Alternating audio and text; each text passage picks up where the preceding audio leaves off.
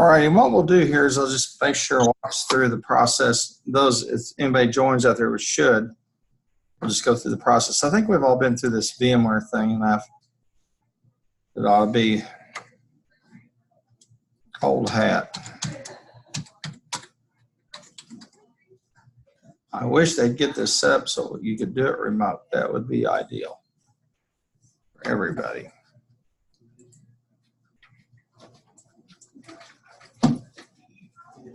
All right, I'll get the computer on.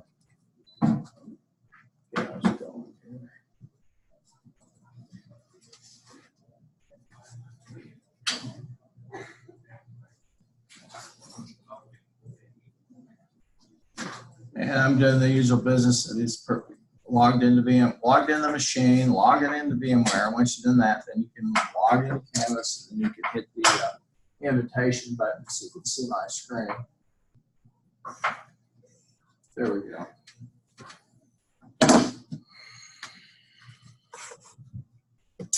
All right.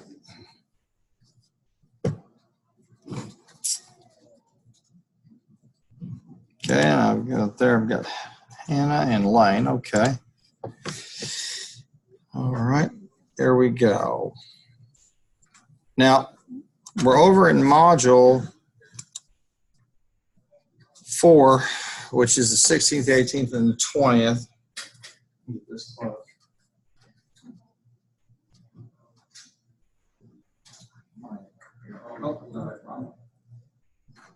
Now, I've posted a video that goes through last week's case, and I also posted a key as well.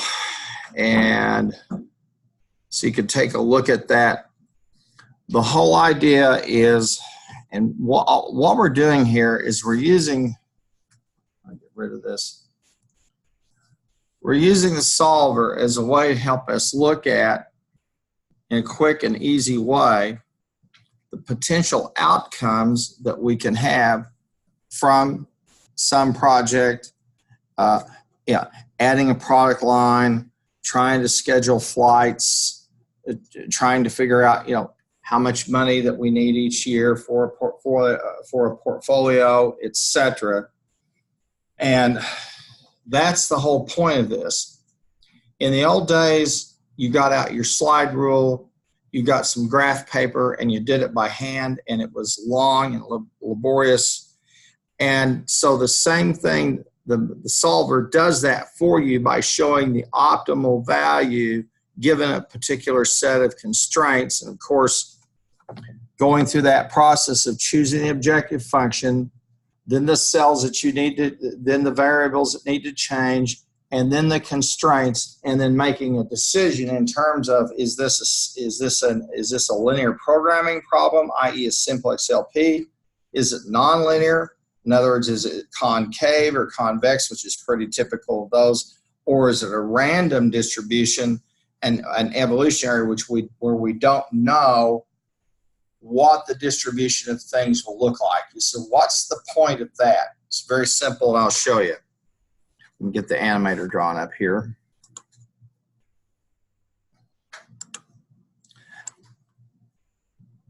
When we make a decision, it's easy for us to believe that the decision we make has one of two outcomes. That's just simply not the case. When we make a decision or set of decisions, it runs a whole gamut. Now that's a poor picture, I know, of a Gaussian distribution. But if you say, okay, here's what I would expect, or the typical, which would be the average, then I've got, as I move on out here into these outer ends of the tail, the more extreme kinds of outcomes. And depending upon whether more is less or less is more, let's say, for example, if you're thinking, well, housing prices will continue to go up continuously, okay? Then I can write notes to people for houses that they really can't afford. I can give them I can manufacture all kinds of funky paper for mortgages, and real estate agents, banks, can make big fees because they're churning money and everything's hunky-dory. Because you tell that person who really can't afford the home, well, don't worry, your house will go up in value 5% a year for the next 4 years. So even though you're 10% underwater, in other words, you have negative equity, you're upside down, you don't worry, you'll be able to refi and you'll be good. Then when the housing market doesn't go up 5% a year and things start to cascade downwards, guess who's left holding the bag? Well, the consumer, of course, the person who bought the loan, as well as the bank that issued it, which is why that company, AIG, American Insurance Group, they were selling mortgage insurance to mortgage writers, either underwriters who were basically wholesaling money or to real estate companies who were retailing money. And they figured, well, things will just the housing prices will continue to go up, and they didn't. And so we had what we call a black swan event, and this occurred, and the housing market and the housing crisis ensued. Now, I was out in Arizona near the start of the crisis, and my wife and I had a home out there, and I can tell you that in my neighborhood, people literally who took out bad notes just walked out. When I'd go out there and I started renting the place, thank God I was renting it so far below market. Thank God I didn't have a note to make on it. But people just walk out of their house. You'd look and the lights are on, the doors are open, and they just left because they knew they couldn't pay the note and they couldn't get forgiveness on the note. So folks were not thinking about the fact that when I make a decision, it's a range of outcomes. So one of the reasons as we go through these cases, I say, okay, bump this up 0.5% or bump this down 0.5%, is so we start to train our minds to say, what are the possible range of outcomes that are there?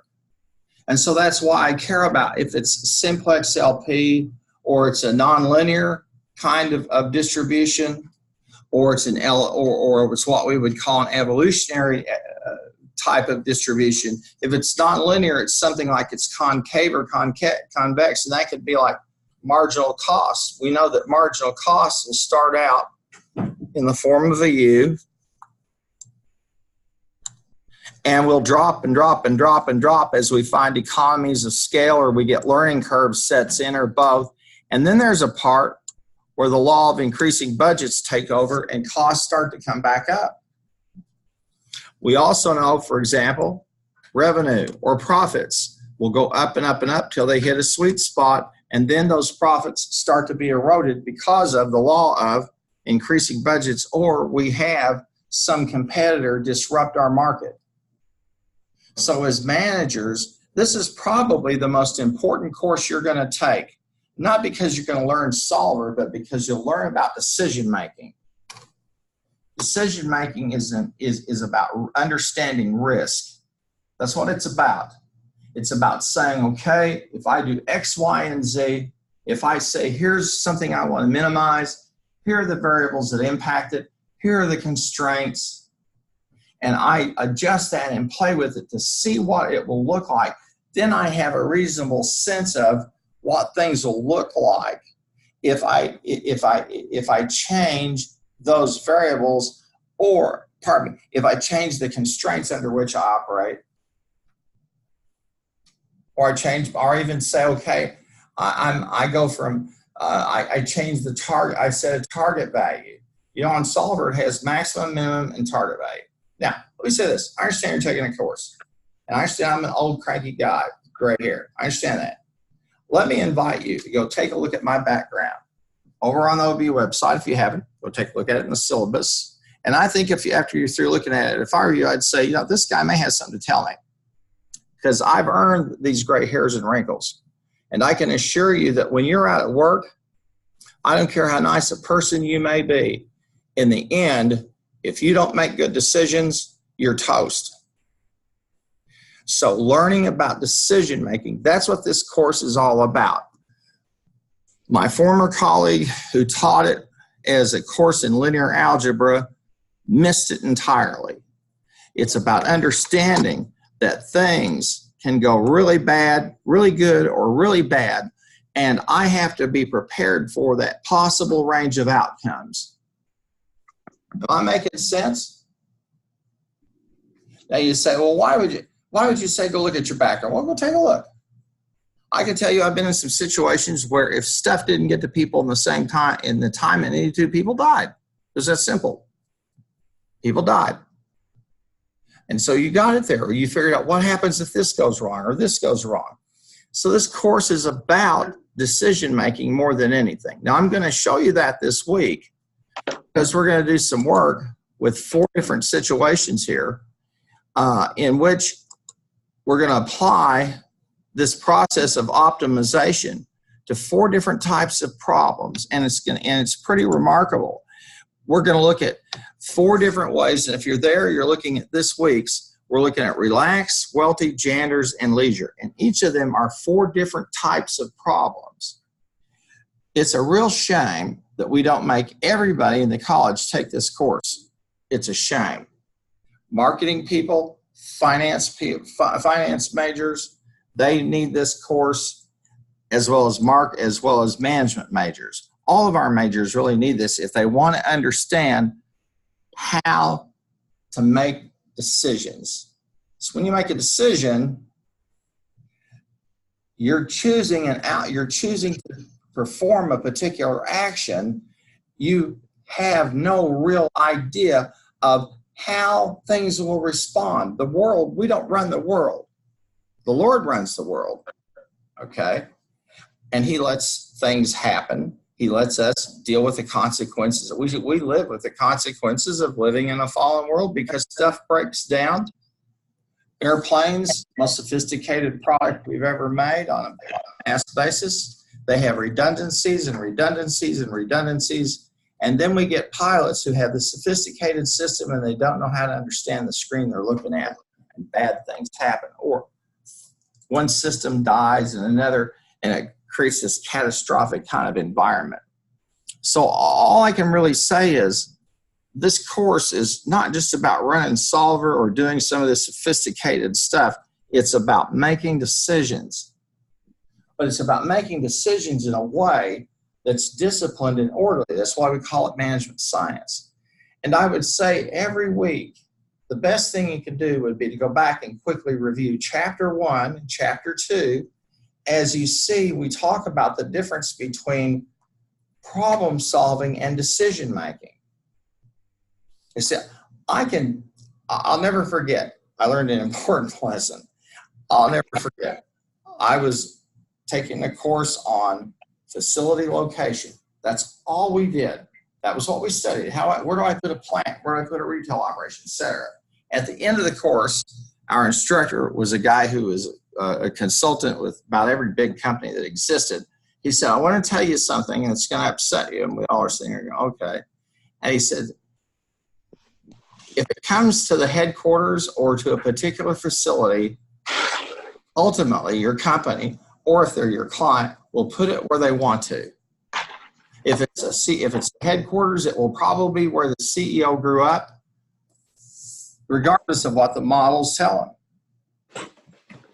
And so that was a big lesson learned going, because political things interject themselves in these decisions. Okay? Don't assume when you go to work that if you're running a particular department that your coworkers want you to do well. They may come from a mindset, which is unfortunate, that business is all about competition, even if it means cutting the throat of the people you work with.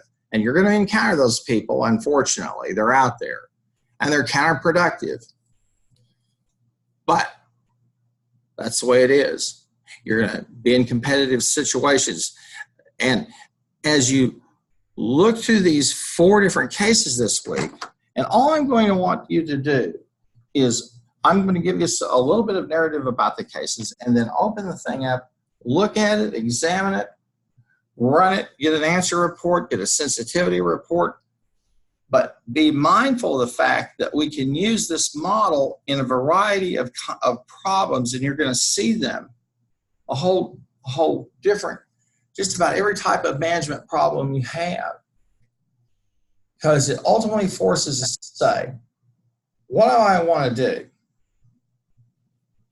Do I want to minimize something? Do I want to maximize? Do I have a target value? Okay. Then it asks me, it says, okay, what variables do I need to change? Sometimes, if you don't have the right question, you're not going to get the right answers. If you don't really understand the variables involved in a particular problem, you're lost as a goose in a rainstorm. And then the next question is, okay, what type of problem is this? Is it one that's like a simplex LP where one thing goes up, the other goes up, they both go down, or is it more of like a nonlinear? Is it, do I have a concave or convex? You know, when you were taking your econ courses, if you didn't have marginal utility pounded in you, I'd be really surprised. I'll bet some of you go, yeah, it's just like I get garlic out every time I hear those words. Marginal utility. What do I get for an additional unit? What do I get? That's why we have the dual value. The text talks about that. For every additional dollar or unit of input, what do I get in return? And that's the dual value. So we're going to see this week. We're going to take this tour of all of these incredible kinds of settings, an array of settings in which we're going to see that we can use the solver. And now, for me, my favorite of these is the leisure case because it involves airlines. Airlines are fascinating to me because they're high capital intensive. They're a high capital intensive industry, but yet they sell an experience. Now, all of you get on an airplane today and you fly somewhere and you go and you're used to going out and then going through TSA, and then you have your boarding pass and you get herded into a plane. Am I telling the truth or lying? Kind of how it works, isn't it? The first time I flew commercial, we flew out to California to see my relatives. The people at Will Rogers, the airline, came out.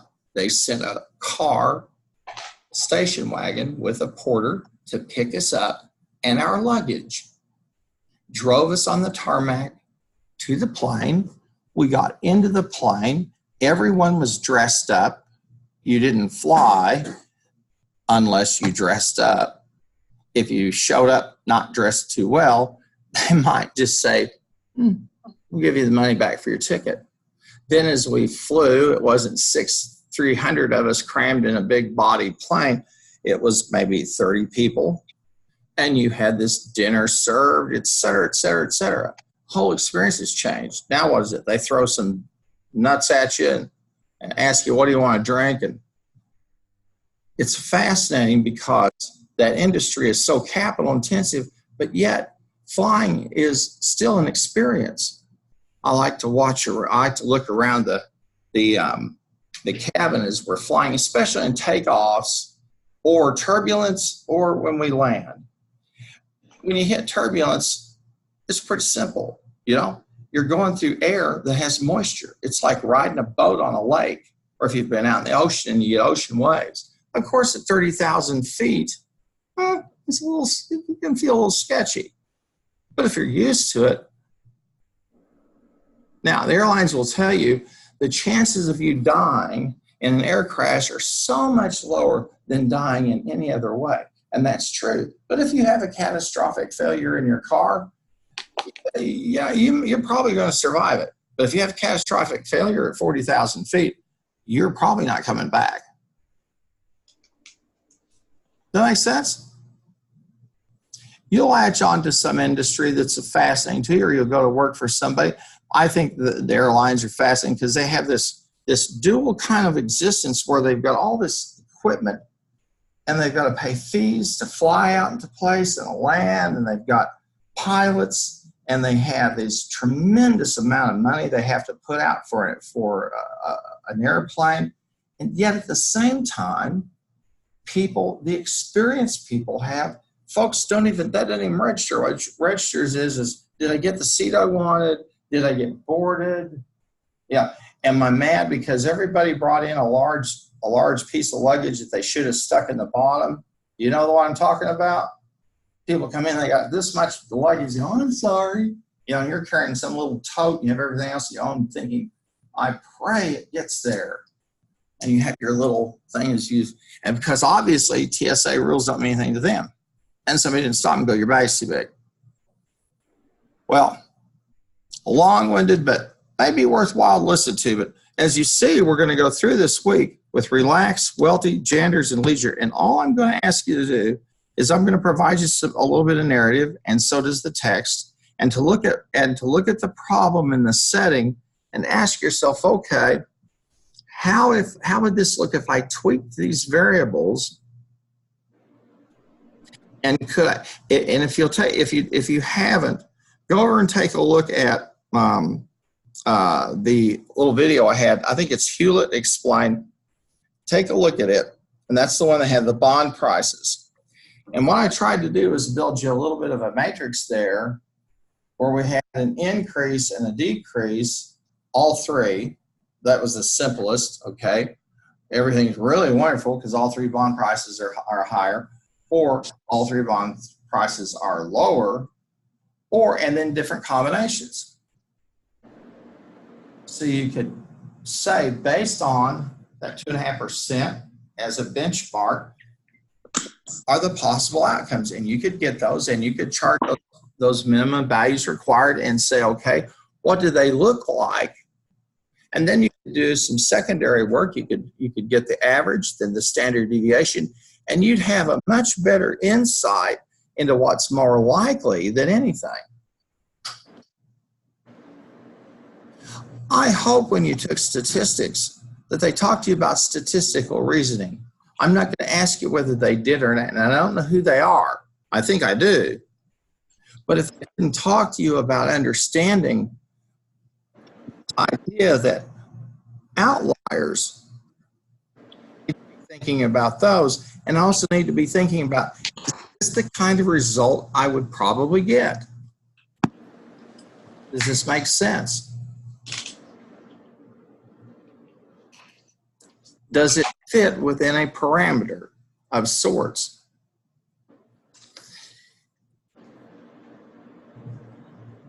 Before they decided to not be so good, Toyota at one point was the best manufacturer of automobiles in the world because they understood something about making automobiles. They had the principle of, let's make all of our product fit within a dynamic zone. Let me give you a real quick example and then we'll move on. A car door. If a car manufacturer makes a car door that's too tight, what does that mean for the consumer? If it's bar, or if it's too tight, in other words, it's too hard to open, is that a problem? The car's got to fight with the door. If the door is cut too loose, is that a problem? Maybe thing flying open, you got every bit of wind noise and elements to get into the car you'd possibly want. So they would manufacture things to fit a particular zone, robust manufacturing, where it wasn't too tight, it wasn't too loose, it was within an area where a consumer really wouldn't know the difference. I don't know if they do that anymore. But at one point, they were probably the best people at making anything in the world. But let's go ahead and look through these. And we have these four here: relax, wealthy, genders, and leisure. And like I said, I've got a video over there. And let's start with this very first case, and this is going to be the relax. Okay, and that's over on page 156 to 159. Now, you're going to find the files for these over in the respective chapters in the Anderson files over there. So you'll want to dig those out and get them. But the relax, they're going to walk us through this very first one, and that starts on page 156, okay? And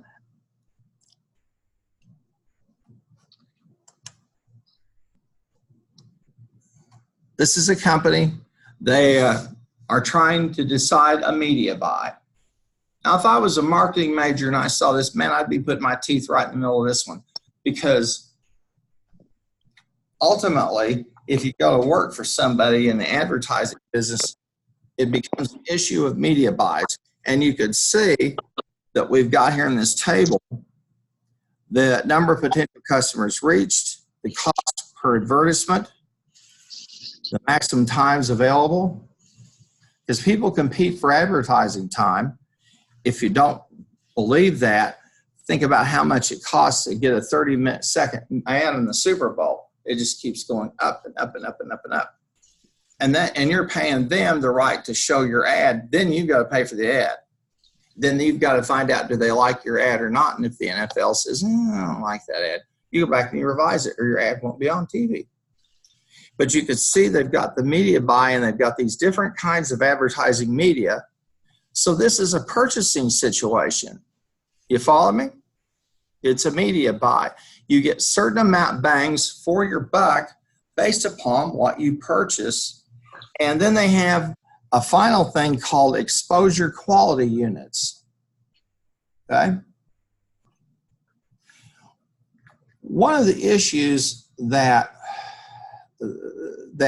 folks especially in sports are fighting through, the broadcast sports, is the proliferation of devices on which sports are watched. Is there anybody here who watches sports on your phone?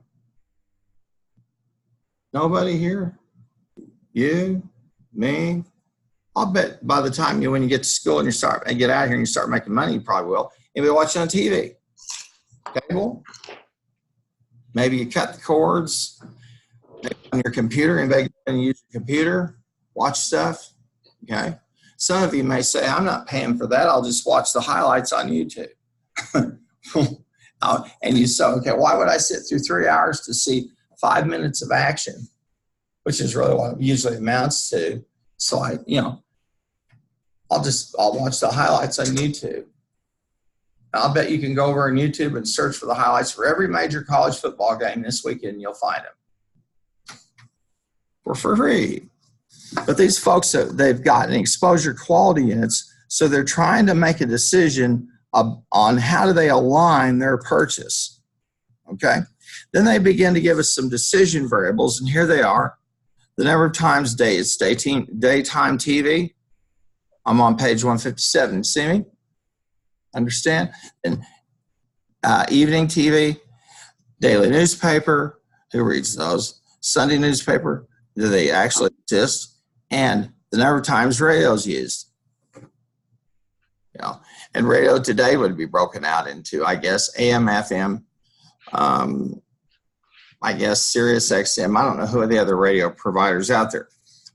So the next thing we're going to try to do is maximize our exposure quality. And you'll notice if you see the DTV, ETV, if you go back, you'll see the exposure units.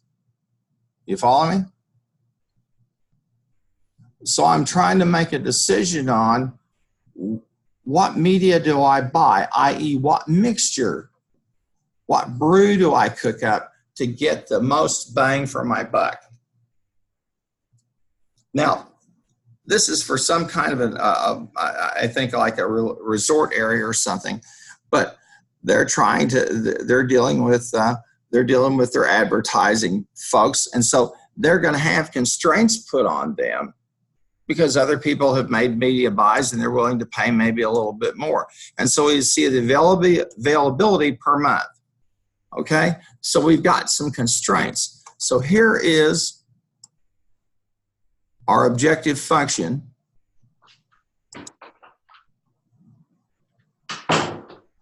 Okay, I'll move this back up here.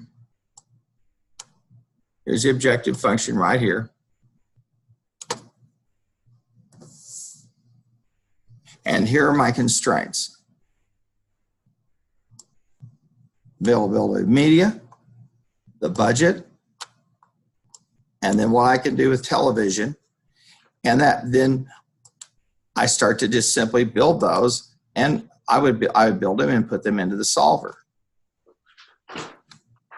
and run them. I don't have to do a tremendous amount of math. See, one of the things about this that's worthwhile for you to know is it's easy to put the variable into the machine and run the software, okay? The hard work comes with, okay, getting these data that I use to put into the model. That's where time and experience and diligence, good due diligence come into play. You with me? Because if I put garbage in, I'm going to get what? Garbage in, what do I get out? Garbage out, exactly. So the sophistication of the model is wonderful, but if I don't have credible data put in there, I'm lost. So one of the things that the authors don't walk you through is how would I dig this stuff up? That would be another course. Okay. So I have the model, and then I run the model and I get a result set, and then I have to ask myself, okay, what is it trying to tell me? Okay. Now, this is the web file, the relax, and notice, let's take a look at what we got here. There's the objective, there's our optimal objective function, okay? And we were wanting to maximize the quality exposure units. Now there's the eyeballs and ears and high quality, meaning we're reaching people who use media that make, that we are after, okay? And then you go into the variables and the values, and then do we reduce, are there any of these where we reduce the costs? And then we begin to see the constraints, and we're looking for, first of all, here the slack resources, slack or surplus resources. Why? Pretty simple. If I've got slack resources, I can divert them to something else that might be more beneficial for me. Or I might save those resources to use for another media buy. Now, this is not perfect, but it's far more disciplined, and it's far more likely to give you a credible estimate than if you just kind of tried to fly by the seat of your pants. Now, if you take a look here, you're going to see then the slack and surplus, you'll see the dual value, and right off the bat, constraint number 3, look at the size of the dual value there, look at the size of the dual value on constraint 5, and then look at the one on constraint 7.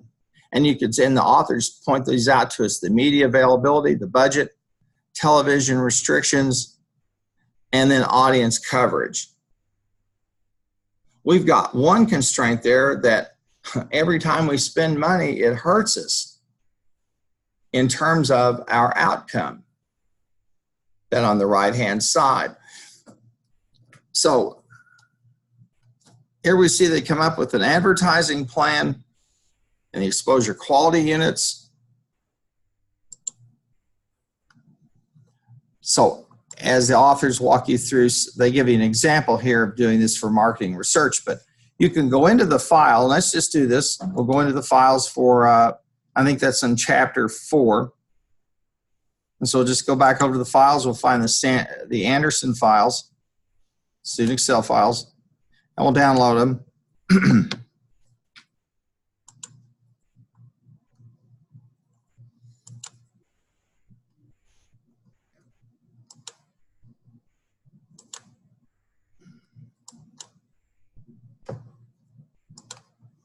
Okay. I've already got them on the desktop, so we'll open up. I think it's in chapter 4. Maybe it's 3.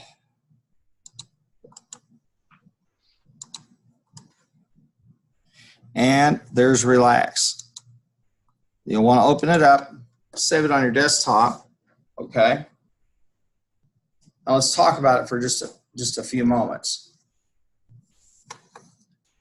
A little bit of time, because I intend to cover 2 of these each. Now, again, this is a media buy decision. This week, when you see the different types of management problems that we can use, that we can deal with using the optimizer and using this management science mentality, I'm hoping it will say to you, man, this is important stuff. I really do need to remember this. You get paid on the decisions you make. I'm a big baseball fan, baseball nut, and I love all the analytics, okay? And I love all the stuff, that the analytic data they keep about baseball players and all that.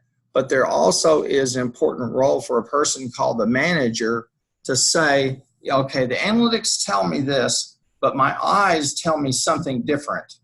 A pitcher, left-hand pitcher who has a very, very low earned run average against a certain team, and at home in that stadium, the way it's configured, the analytics say, well, this person is who I should start today. But if I looked at them last time and their mechanics are off, pitchers are interesting creatures. They have to contort their arms and their hands to get the ball to do a certain thing at 90 to 100 miles an hour. And they're a head trip that's mental for them. It's not as simple as and hitting is another one of those, it's a mental thing. So if the eyeball says, he doesn't look right, and someday they'll say, she doesn't look right today, they'll say, I don't know. I'll put him on a short leash and give him 2 or 3 innings and hope we don't get 9 runs scored against us. Well, we've got an analytic tool here as well with relax and enjoy. And I have a disciplined approach. Hopefully these numbers have been generated in a rational way. And like I said, that would be a whole nother course, and really a course on operations research. But if you take a look here now, we have our media, okay, and the customers that we're going to reach. And this is the minimum number of customers that we want to reach. Here's the cost per ad, the availability, and the expense per ad, i.e. our budget. And then here are the ads placed. In other words, our media buy, the variables we want to change. Then we've got our constraints. And notice my left-hand side, and here's the right-hand side. Okay? Does this make sense? Now you say, oh, I'm not a marketing major. Why would this matter to me? Because the day that you run a company, whether it's yours or somebody else, the day you run a division for a company, whether it's no matter what industry, you will deal with marketing people. Are any marketers in here? Marketing majors. They can be your best friend or your worst enemy. And if they're not results-oriented people, you don't need them. That's a cruel thing, but they're the ones who signed up to be in marketing and the ones who signed up to sell. And if they don't make their quota, what do? Pat them on the head and go, that's okay. We're $500,000 off, but take another go at it next year. Well, that's what a Christian do, Dr. Harm. Okay, and you lose $500,000 and put 300 of your people out of work. Praise the Lord. Ooh, kind of rough out there. Yes. So you will want to understand media buying processes, sales processes, and ultimately, if folks don't produce, you gotta say goodbye. Because if you don't, you may be shown the door by your boss or your shareholders who said, I thought you were managing the company for us. I thought you were managing our division. But the sales aren't where they need to be. Or costs are out of control. Somebody needs to mute their mic. Oh, I'll never happen to me.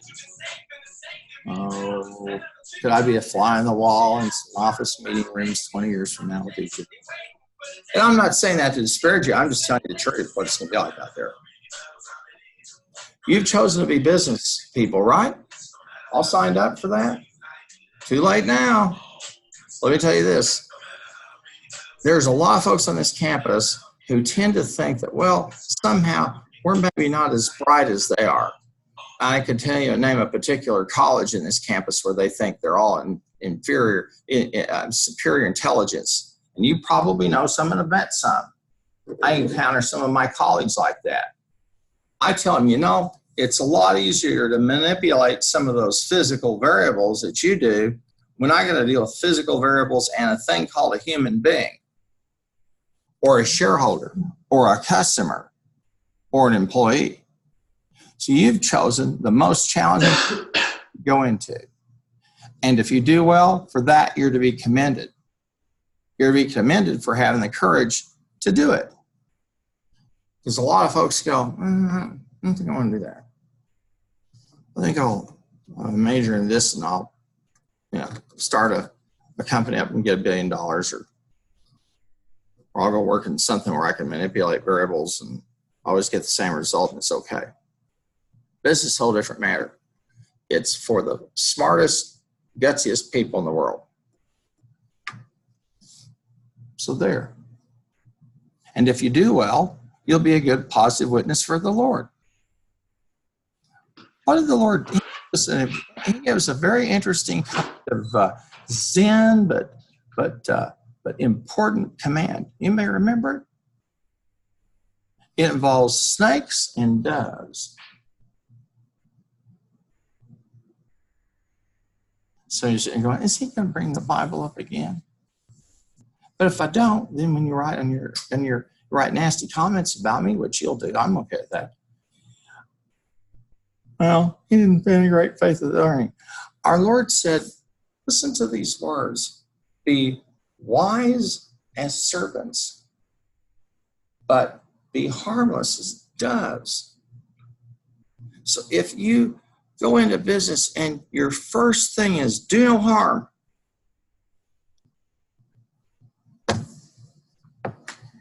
you're building the kingdom. And if you're good at what you do, you really are. All right, enough soliloquy. Let's look at this, Jewel. Now we have our variables we're going to change. We have the right-hand side in our equation. We have the left-hand side. These are our constraints. And we've got a solution. So let's click on data and let's take a look at Solver. And you're going to see we're maximizing, and that's those quality exposure units, right? And we've got the changing cells. And then we have our constraints. You'll notice on our constraints, okay, we want to have at least 50,000 or more folks that we reach. We want to have at least 10 or more TV ads.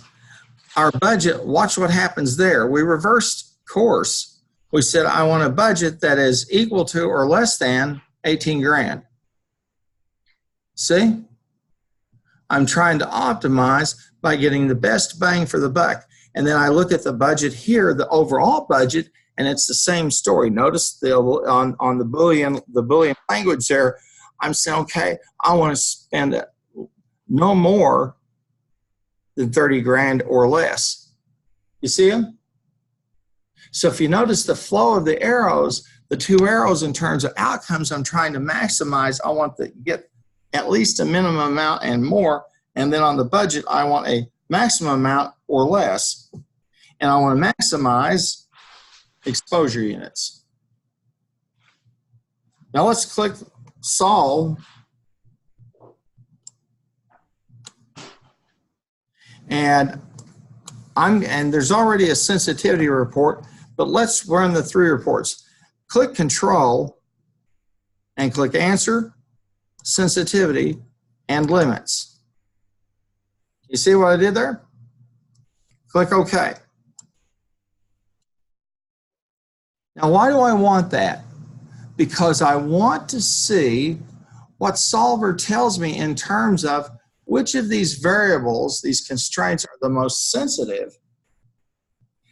Do I have some flex or slack resources there? And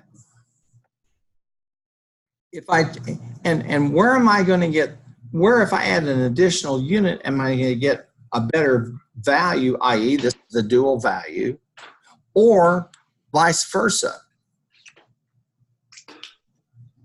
Make sense? Now, again, the easy part is putting the data into the solver and running it. The hard part is building the model, and that's where the time and experience and everything comes up.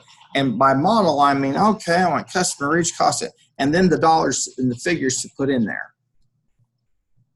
That's why your cohorts over in marketing are take a marketing research course, so they can learn how to find people that want to buy stuff, and hopefully also how to do some research to get figures for media buys.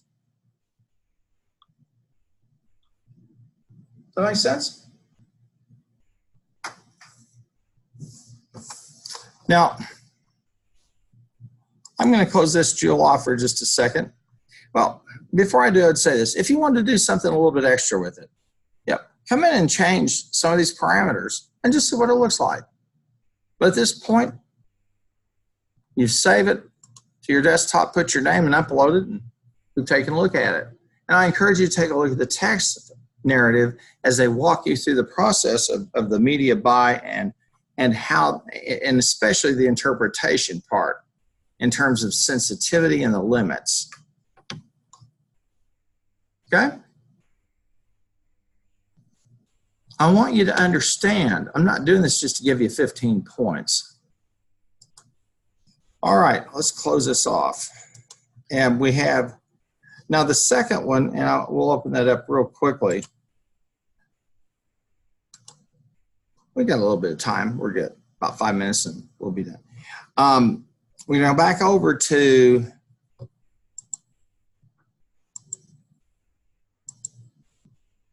the module. And we have the Welty, which is pages 162 to 165. And we'll pop over there. And I'll just give you a brief setup on it. This is a portfolio selection, excuse me. How many even had a finance course? Intro? Did you do portfolio development? Here's the asset. Here's the expected return. Does it ring a bell? And the whole idea is what? To get the highest expected return with the lowest level of risk. So this case deals with a process of portfolio selection. And here you see the projected or estimated or expected rates of return. And they walk you through the process of building the model. Now, again, that's going to be over in the Anderson files. That's going to be in chapter 4, and we'll open it up for a minute for you. Now let's take a look at it.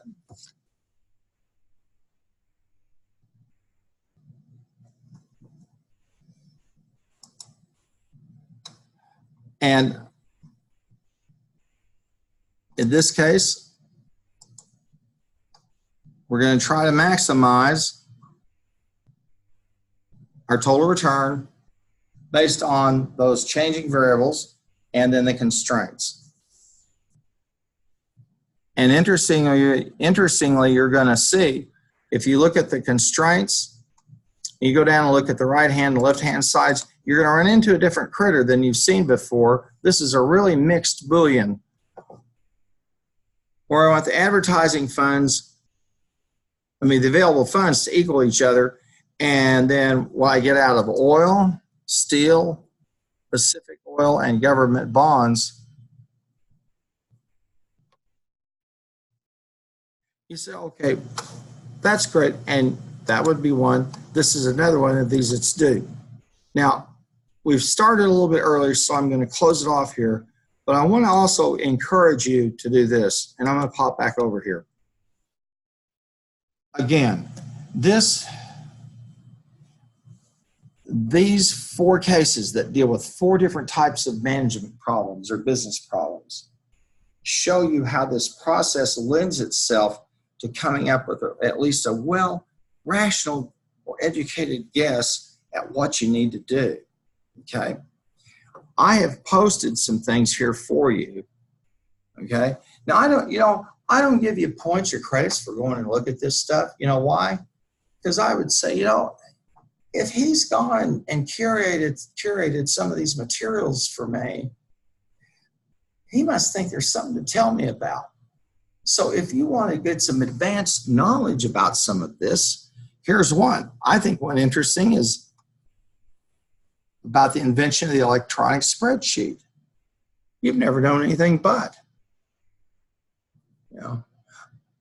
Your mom and daddy now, when you were teenagers, I guess they got you a phone and they probably tracked you. I don't know. When I was a teenager, there were no cell phones. There's a pay phone and the gas station phone if they'd let you. So if I went out on a date and it was 10:30 and I had a curfew of 11, it was time to stop at the phone booth and call mom and daddy, because if I didn't, they'd be waiting at the door. I asked my mom once, I said, how do you know I'm going to come home? She said, because you eat. What a sensible answer. So I have some resources here for you to take a look. Here's another on the history of operations research. Give you some of the background of this. Leisure Airlines. That's an XLS file that we can use to go out and do some mapping. This is a little bit of it. This is a PowerPoint on using geospatial information systems. And then here is one I think that's very important in terms of how the economics of flying, the economics of airlines got changed. Now, Herb Kelleher, who was the founder of Southwest Airlines, rest in peace, is gone. His nickname was Wild Turkey. Anybody want to guess why? Herb was an interesting character, and he had a big, thick Texas drawl, and he wore leisure suits way after they were out of style. So people would look at him, and the people on Wall Street think, well, he's just some stupid, dumb Texan. And he played that up. He'd wear cowboy boots up on Wall Street, and they just thought he's an idiot. Herb was one of the smartest people probably ever lived, because he took a look at an airline called Braniff, which was dying, and he said, I'm going to buy this airline. And he bought them. And after he bought Braniff Airline, he said, I'm going to take Southwest Airlines and I'm going to build it on these principles. One, I'm only going to fly from point A to B. I will not do a hub and spoke thing where everybody that flies my airline has to go to Chicago, Dallas, or the dreaded Atlanta. If you fly Delta, guess where you're going to go through probably? Atlanta. If you fly American, probably Chicago, certainly United. And he said, well, I'm going to fly from point A to B. No hub and spokes. And he said, the second principle is I'm going to price my tickets such that the price of a ticket to fly will be equivalent to what it would cost somebody in gas to drive there. So he's already eliminating some logistical nightmares. And number two, he's just set himself up as a substitute product. He's going to disrupt the industry. And then the third thing he did was this. He said, I'm going to make sure that when a Southwest flight lands, that we're going to have the fastest turnaround in the industry. We're going to get that plane cleaned, fueled, ready to go faster than anybody. Why? Because if I ain't flying, I'm what? I'm not making money. Because the capital investment is so high, I can fly. It costs me about as much to fly with 20 people as it does 200 people if I go from Oklahoma City to Dallas. But if I can turn that plane around, if I have a plane and it flies approximately, let's call it 15,000 hours a year, and I know how much I make per hour. If I can squeeze another 1,500 hours a year of it, if I just increase my profitability, And if I got 50 of those planes or 100 of those planes, have I really made a dent? Have I ever? Oh, Herb, Wild Turkey, God bless him, rest in peace. That was his whole strategic plan. Then he said, there's one final thing we're going to do. When people fly, they experience. So if you fly Southwest, I don't think they do it too much, but do they still? When I fly, sometimes they do something. There used to be the stewardess or the flight attendants. They'd sing, they'd do magic tricks, they'd tell jokes. You ever have one of those? No? They did it to enhance your experience. So you get, oh, these are friendly folks. They're just like me. They're amateur magicians. They're bad singers. I was doing some consulting. I'd fly to Nashville, and every time they'd have a flight attendant who had the worst voice I've ever heard, but she'd sing. And then finally people would say, thank you. And we'd all be going, thank you. Stop. Or magic tricks. Because these people, you want to have fun flying. You don't even know about Braniff. Braniff Airlines, interesting. Go study about it. Interesting little airline. They had different color airplanes, and if you flew every one of the different colors, you got to fly anywhere you wanted to, anywhere they went. So you'd fly the red one. Is it a red? I need a red one.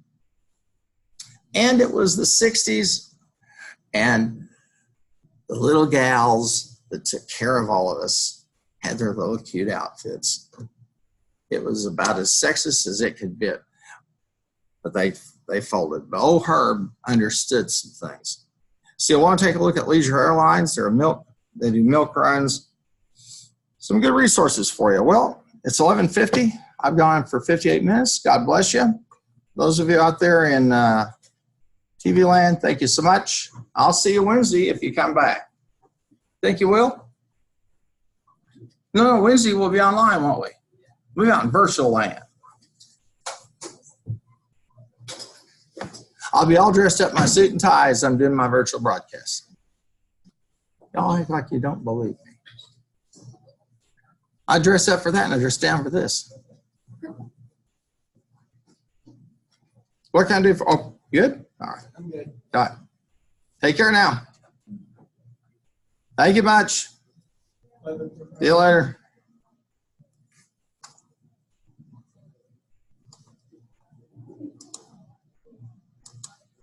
And I see a question.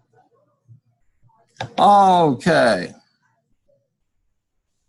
Mute your mics, please. I can hear you. Oh, okay. I'm sorry about that, Lane. I'll make sure from now on that everybody is muted out. I didn't see you there. My apologies. I see Hannah's still here. Luke, Lane left and discussed. All righty.